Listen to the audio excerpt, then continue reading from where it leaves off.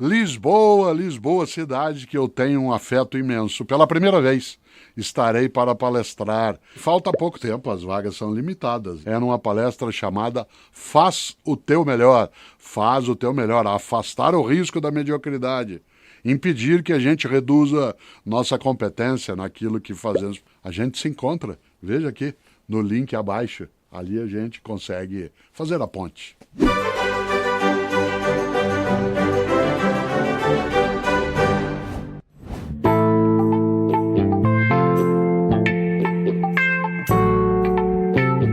Mas eu sei que, dentre essa longa lista de hipocrisias da nossa sociedade, mesmo sendo adolescente nos anos 90, por exemplo, a questão da droga legal e da droga ilegal. A maconha é ilegal, até hoje é no Brasil. A gente está evoluindo em vários lugares no mundo onde isso não é, onde a maconha não é mais legal. Mas o álcool destrói mais famílias do que qualquer outra droga, né? E ele é uma droga legal. Desde os anos 80 que a gente vê discursos assim, pensando, pô, quando você vê uma briga no estádio de futebol, qual que é a pior droga? A torcida organizada tá brigando, ela tá bêbada ou ela tá chapada? É óbvio que ela tá bêbada. Se ela tivesse chapada, ela não estaria brigando. Não necessariamente. Os acidentes de trânsito acontecem mais por causa do álcool ou por causa da maconha. Então, assim, existem drogas que são drogas, que são leves, né? Em inglês seria o drugstore, a farmácia, né? Que é aqui em português, mas assim, existem drogas que são vistas de uma forma e drogas que são vistas de outra forma. Isso é cultural, né? E a pergunta que eu digo sobre a hipocrisia da sociedade é a seguinte: quando eu tinha 14 anos, você me deu o disco do Bob Marley. Sim. Você escutava Pink Floyd na minha infância. Mais limpo. Então, porém, todo aquele conteúdo tá dentro de uma cultura que seria o sexo, drogas e rock and roll. E o fato de eu ter sido adolescente nesse ponto, isso acabou me influenciando muito. A primeira música que eu toquei na guitarra era Cocaine, e você gostava do Eric Clapton, a gente sabia da história. E o Eric Clapton tá vivo até hoje. Não, mas antes do Eric Clapton eu ouvia Frank Sinatra, I've Got You Under My Skin. E aí que eu vejo, eu acho que você tem, que pode ser visto como mérito, esse da exceção, do Mas ponto eu fora da não curva. coloco como mérito. É. Eu não sou um herói. Em vez da heroína, eu escolhi ser herói. Certo? Não, eu não tenho essa questão. Ela não é um problema para mim individual. Porque eu sei que você se relacionou, inclusive, com pessoas que eram usuárias de drogas. Já o fiz na vida. Não tinha. E eu gostava? Não. Por quê? Quando eu notava que aquilo estava perturbando o equilíbrio, a saúde, o discernimento, o raciocínio. Mas sempre... E nas vezes que não, a depender do tipo de droga que se podia usar, não tinha nenhum problema. Isso é uma questão da pessoa. De novo, a teoria do dano. Né? Se não traz dano a ela, que ela não tenha possibilidade de reversão, e nem a comunidade em que ela está inserida, é uma questão de escolha. Se você olhar historicamente, em todas as sociedades, algumas coisas que eram consideradas drogas deixaram de sê-lo, né? E outras que não eram passaram a sê-lo. Uma delas é exatamente o que eu citei, a heroína, o haxixe. Tá? A ideia do haxixe é tão forte que a palavra assassino veio exatamente, ela significa os consumidores de haxixe. Porque o haxixe, na origem, né, no mundo daquilo que hoje é a cultura árabe, vem de grupos que utilizavam, né, para se movimentar em relação a uma ação, né, política. Há coisas que nós consumimos durante um tempo e não foram, mas em relação a esse tema, eu me lembro muito de uma frase, Pedro, que é correlata. Porque quando você fala de hipocrisia, você diz, não, mas em comparação, o álcool. Mas quando a gente pensa em ato correto ou não, em ato que é benéfico ou maléfico, ele não pode ser por comparação. Eu não posso dizer assim, você não come ovo frito todo dia, né, mas em compensação você bebe álcool. A questão não é essa. Né? A questão não é de hipocrisia ou não. É o que não deve ser feito nenhuma das duas coisas. Você acha que não? Sim. Eu acho que eu não devo, de modo algum, criar uma relação em que eu não tenha liberdade. E você já me ouviu dizer, eu digo de novo. Né? Uma pessoa que é alcoolista, ela não tem prazer no álcool, ela tem dependência. Sim. Uma pessoa que não consiga não fumar maconha todos os dias, ela não tem liberdade e nem prazer, ela tem independência. Eu nunca tive prazer no consumo de tabaco, de cigarro, durante os 30 anos que consumi, exceto em 1 ou 2 dos cigarros que eu fumava no dia. Os outros eu não conseguia não fazer. Eu só tenho prazer ao tomar uma dose de vinho, de cachaça ou de uísque, né? Porque eu não faço isso de modo contínuo. Exato. Se eu fizesse de modo contínuo, eu não teria. Agora, a frase que eu queria lembrar, estou olhando aqui, você é pai também, né? Portanto, você pode abalizá-la. Eu acho que o Bernard Shaw disse isso um dia, ou o Brecht, não me lembro. Talvez o Brecht disse o que eu vou dizer agora. A única pessoa que pode decidir se uma guerra é justa ou não é a mãe do soldado morto. Certo? A única pessoa. Quando alguém me pergunta, você acha justa essa guerra? Você acha que a guerra em tal lugar ela é justa? Um dos dois disse isso que eu lembrei agora, ou Brecht ou Bernard Shaw. A única pessoa que decide se uma guerra é justa, que pode ser perguntado se a guerra é justa, é a mãe do soldado morto. Por isso, volta ao teu ponto, sem ser moralista, mas remetendo a decisão para quem de fato, né, pode fazê-la, a única pessoa que pode dizer se é algo que é correto ou não é a mãe, entre aspas, ou quem cuida de alguém que se perdeu nesse caminho. Sim. Você não se perdeu, que bom. Outras pessoas não se perderam. Parte da minha geração construiu literatura, arte, cinema, consumindo alguma dessas drogas e outros não, certo? Sim. A minha liberdade é tão grande que eu prezo que eu não quero dependência em relação a algo. Você diz, mas você toma álcool, mas eu não sou dependente de álcool. Aí você pode dizer, mas isso é o uso recreativo, né, das drogas. O Paulo Afonso Ronca, que foi meu professor, meu amigo de décadas, o primeiro livro dele que eu li, que é um livro que tem 40 anos, se chama, eu vou dar o título porque ele é escrito, né, com um título bem marcado, influenciado pelo filósofo Heidegger, no modo de reflexão, que é assim, convivendo com a maconha. E aí o é de propósito, convivendo, né, com a maconha. Isso, por fato de eu admirá-lo, de eu ser alguém que tem por ele um afeto, ter sido aluno, significa que eu convivo, mas não significa que eu tenho que fazê-lo. Né? Por isso, você acha que a única pessoa que pode julgar se a guerra é justa é a mãe do soldado morto? É a mesma coisa de dizer que quem vota para a pena de morte é o filho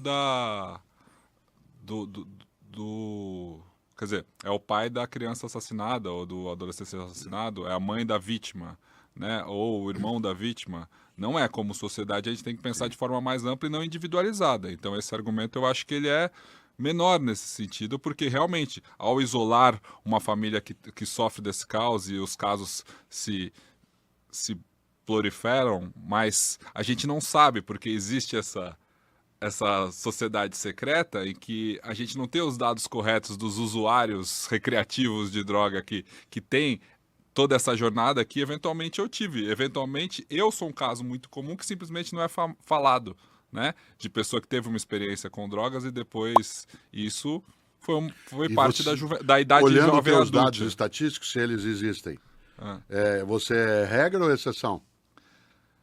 Não sei. Não sabe? Não sei. Tá. Não sei, porque. Mas eu sei a resposta à pergunta que você me fez. Eu ia deixá-la para o final, mas eu vou trazer agora.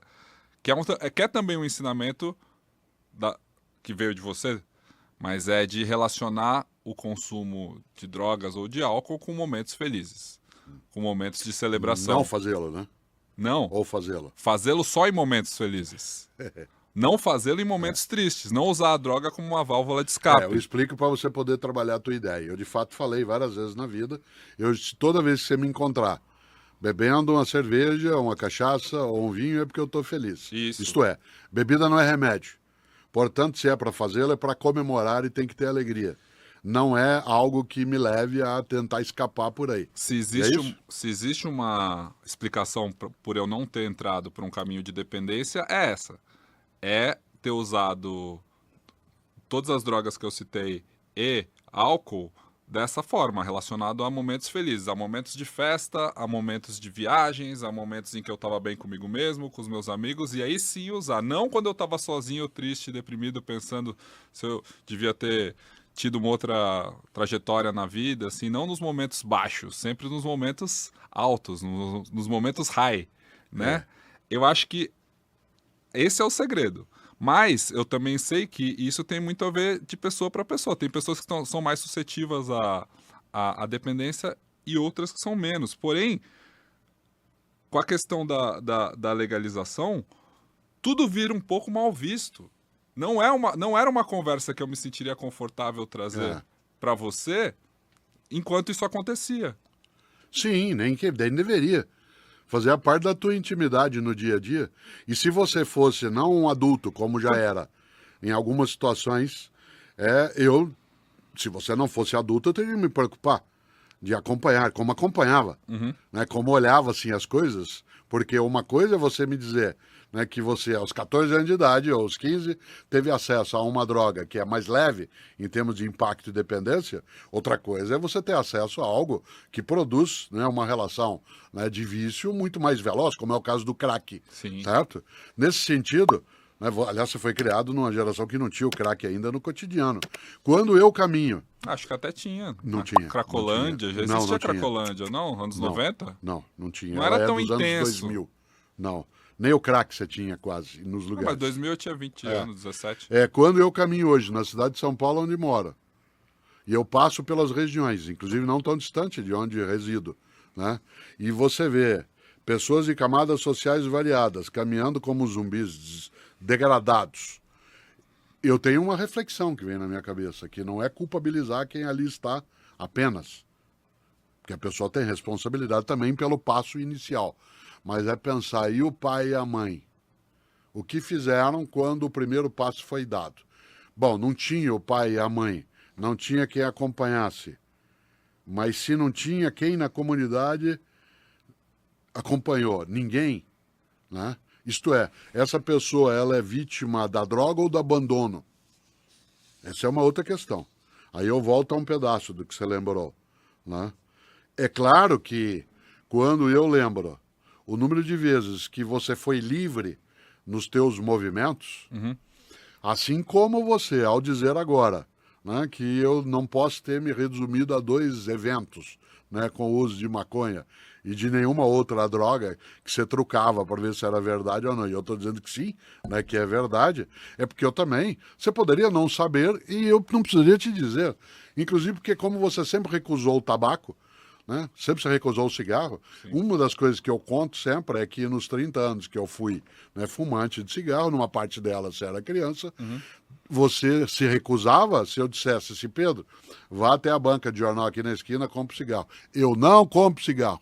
Você pode me pedir para comprar qualquer coisa, mas cigarro eu não compro. Bom, será que eu entendi aquilo como moralista? Da parte de um menino de 10, 12 anos de idade? Não, eu entendia como sendo, eu me recuso a colaborar na tua má condição de saúde. Nós nunca sentamos para usar uma droga ilegal. Seja porque eu não uso, mas eu conheço muitos pais e mães que conviveram. Alguns se arrependeram e outros não, né? O que é que significa? Foi o acaso? O acaso vai me proteger? Não sei. Eu não jogo tanto no campo do acaso, nunca gostei. Sobre esse dado aqui que a gente não tem, que é daquele do usuário de maconha, usuários de drogas recreativas, assim, que não são mapeados, mas se a gente fizer uma comparação, eu estava pensando aqui, quantas pessoas realmente têm dependência do álcool e quantos são os consumidores de álcool? Se for nessa mesma lógica, mas tem um dado aqui que é da Unifesp, que foi divulgado em 2020, que diz que dentre todos os países do mundo, o Brasil é o segundo maior consumidor de cocaína e derivados, atrás só dos Estados Unidos. São 6 milhões de brasileiros que já usaram esse tipo de substância pelo menos uma vez na vida. A mesma pesquisa aponta que 8 milhões já fumaram maconha e que 1,5 milhão fumam diariamente. Eu truco esse dado também. Eu acho Você acha que é pouca gente? Eu acho que é muito mais. Mas você não fala que todo mundo é uma coisa muito relativa? Eu falo. E esse dado teu de negação, ele é impressionista. É. Certo? Você diz, eu acho que não. Porque eu conheço 20 pessoas... Ela é uma percepção. Eu conheço 20, das 20, 18. Mas são as que estão perto de você. Deixa eu explicar. Eventualmente. Deixa eu explicar esse conceito do todo mundo não existe, que é algo que eu falo, porque eventualmente a pessoa não ouviu os outros episódios, mas a questão é que todo mundo é uma percepção. A questão de que todo mundo está fazendo alguma coisa quer dizer que a gente vive dentro de uma bolha, ou seja, não é verdade, né? É claro, eu cheguei no mercado de trabalho, repito, fui ser estagiário na MTV Brasil. Parênteses, eu fui consultor da MTV 5 anos e nem por isso eu aderi à mesma comunidade que se aderiu de Exato. afetos. Inclusive foi quando você foi lá que eu levei o meu currículo, aquela coisa das oportunidades da burguesia, né? Exatamente. Mas Você falava chegar- do todo mundo. ao chegar lá na MTV, a percepção era: todo mundo aqui fuma maconha, todo mundo usa qualquer droga. É claro, era um lugar que vivia e respirava o sexo, drogas e rock and roll. É algo que foi construído ali e que eu passei a minha adolescência assistindo MTV. Quando eu cheguei, o meu sonho de vida era trabalhar na MTV, era ser VJ. E quando eu cheguei lá naquele ponto, começando minha vida profissional, cara, tudo que eu queria era estar junto com as pessoas e fazer parte daquele ambiente. Meio que o meu sonho era estar ali também vivendo a vida de sexo, drogas e rock and roll, porque o trabalho do comunicador ou da pessoa que estava nos bastidores da MTV acabava se confundindo com o do artista. Porque no final das contas, o sonho de trabalhar na MTV era o sonho de ser artista, né? Você queria E o tá todo lá. mundo? O todo mundo, eu pergunto pra você, como que era o todo mundo na PUC?